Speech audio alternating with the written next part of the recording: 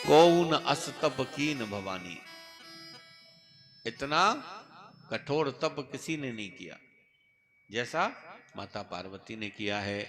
तो वो आपके साथ विवाह करने के लिए तैयार हैं। अब यहां पर समस्या एक आ गई कि वैसे तो बेटी वाला जाता है बेटा देखने के लिए, पर यहां बेटे वाले से कहा जा रहा है कि आप पार्वती से विवाह करो। तो बाबा भोलेनाथ कहते हैं अब मैं किसको भेजूं। तो भेजने के लिए उन्होंने सप्त ऋषियों को बुलाया। सप्त ऋषियों से कहा कि आप जाओ और जाकर के पार्वती की परीक्षा लो।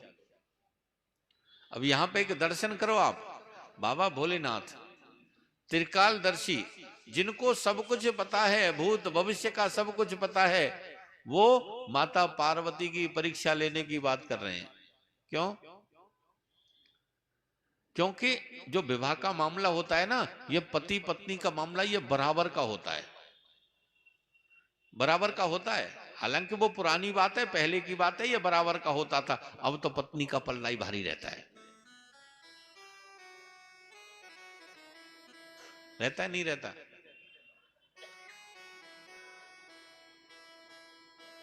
अब तो महाराज पत्नी पहले तो 1.25 सेर पड़ती थी, अब तो पूरी 1.5 सेर पड़ती है जाके।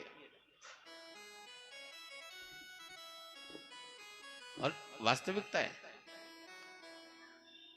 संसार में शायद ही कोई पत्नी ऐसी होगी जो अपने पति को बेवकूफ ना कहे। सब कहती है। अब बोला तुम तो बिल्कुल बेवकूफ निकले, दुनिया तुम्हारा फायदा उठाती है, तुम्हें तो कुछ आता ही नहीं, तुम्हें तो जानकारी, तुम्हें तो ज्ञान ही नहीं है कुछ, तुम तो कुछ जानते ही नहीं हो। ये तो सभी कहते हैं। सही बात है रस्तोगी जी, देख लो रस्तोगी जी भी हाँ कर रहे हैं, इसका मतलब बात सही है। प्रेम से बोलो। देखो आप ये मत सोचना, ये छोटी मोटी बात में बीच बीच में आपसे करता रहता हूं, पता है क्यों? कि मैं देखता हूं आपको कथा सुनने में जब सुस्ती है, जो मैंने आपको बताया गद्दी से बैठ के सब पता रहता है कि क्या सोच रहा है। जब तुम्हारा ध्यान कथा में नहीं होगा तो फिर बैठे रहो, क्या मतलब उसका? तो वो ध्यान आकर्षण किया जाता है। पति पत्नी का जो मामला है वो बराबर का मामला है। बाबा भोलेनाथ कह रहे हैं कि पिछली बार जब मैंने तुझे मना किया था पिछले जन्म में, तो तूने जाकर के राम जी की परीक्षा ली थी, तो अब हम तेरी परीक्षा लेंगे। अब हम पार्वती की परीक्षा लेंगे। पिछली बार सती ने जाकर के राम जी की परीक्षा ली थी ना, मानी नहीं, तो अब की बार हम परीक्षा लेंगे। बाबा भोलेनाथ ने सप्तऋषियों को भेज दिया। सप्तऋषि पहुंचे जहां पर माता पार्वती तपस्या कर रही थी, वहां सप्तऋषि पहुंचे। सप्तऋषियों ने जाकर के कहा कि आप इतनी कठोर तपस्या किसके लिए कर रही हैं? तो उन्होंने कहा कि मैं शंकर के साथ विवाह करना चाहती हूँ, शिव जी के साथ विवाह करना चाहती हूँ, उसके लिए तपस्या कर रही हैं। बोले ये तुम्हें किसने बता दिया शिव जी के साथ विवाह? अरे उसका तो कोई घर नहीं, वार नहीं, अमंगल वेश में रहता है, नग्न रहता है, वो तो भूत प्रेतों के साथ रहता है, शमशान में निवास करता है। तुम उससे विवाह करके क्या फल लोगी? किसने बता दिया तुम्हें? बोला हमारे गुरुजी बता के गए। कि कौन गुरुजी बता के गए? कि नारद जी। वो नारद जी जिनका खुद का घर नहीं बसा, वो नारद जी जिनका खुद का घर नहीं बसा, वो दूसरे का घर क्या बसाएंगे? और वो तो, उनको तो श्राप वैसे लगा हुआ है, वो तो जहां जाते हैं वहीं झगड़ा होता है।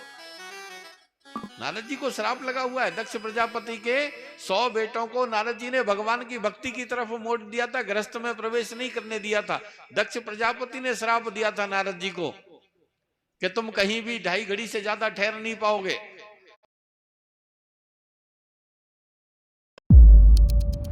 ज्यादा ठहर नहीं पाओगे, और जहां जाओगे वहीं झगड़ा होगा। और बोला तुम वो नारद की बातों में आ गई। अरे तुम चाहो तो हम तुम्हारा विवाह विष्णु के साथ करा सकते हैं। ऐसे होते हैं ना कई बार विवाह में भांजी मारने वाले आ जाते हैं, भड़काने वाले। तो बोले हम तुम्हारा विवाह विष्णु के साथ करा देंगे। माता पार्वती ने कहा कि नहीं, अब तो यदि स्वयं शंकर भी आकर के मुझे मना करें तो भी मैं मानने वाली नहीं हूं। आपने तो प्रभु बहुत देर कर दी, अब तो मैं शंकर जी की भी नहीं मानूंगी। यदि मैं विवाह करूंगी तो शंकर के साथ करूंगी, अन्यथा मैं बेशक चाहे जीवन भर कंवारी रह जाऊं। सप्तऋषि समझ गए कि हाँ, अब मामला बिल्कुल श्रद्धा अविचल है और अब विवाह हो जाना चाहिए। गए, जाकर के कहा कि प्रभु श्रद्धा अविचल है, और हो भी क्यों ना श्रद्धा अविचल। देखिए, पार्वती जी किसकी बेटी हैं? हिमाचल की। हिमाचल क्या है? पर्वत। पर्वत जैसे एक जगह पर टिका रहता है, अडिग रहता है, ऐसे ही उसकी बेटी कि जिसकी श्रद्धा एक जगह टिक गई तो टिक गई, वो